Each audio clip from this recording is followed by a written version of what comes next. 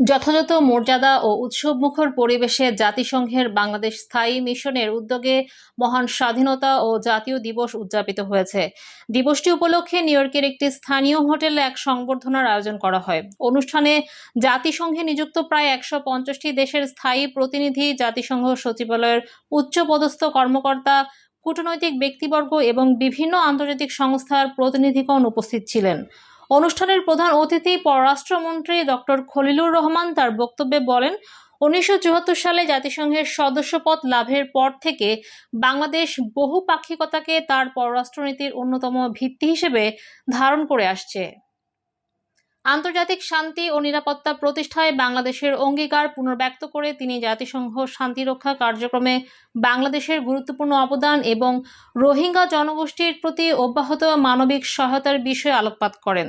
তিনি উল্লেখ করেন যে গত 5 দশকে বাংলাদেশ নানা প্রতিকূলতা অতিক্রম করে জাতিসংঘ সনদের নীতিমালার সঙ্গে সামঞ্জস্য রেখে গঠনমূলক সম্পৃক্ততার মাধ্যমে উল্লেখযোগ্য আর্থসামাজিক অগ্রগতি সাধন করেছে। অনুষ্ঠানের শুরুতে জাতিসংঘে বাংলাদেশের স্থায়ী প্রতিনিধি রাষ্ট্রদূত সালাউদ্দিন নোমান চৌধুরী স্বাগত বক্তব্য প্রদান করেন। তিনি বলেন, 26শে মার্চ কেবল একটি জাতির জন্মলগ্নই নয়, বরং এদিন বাঙালি জাতির অদম্য ইচ্ছাশক্তি, মর্যাদা ও স্বাধীনতার চূড়ান্ত বিজয়ের প্রতীক।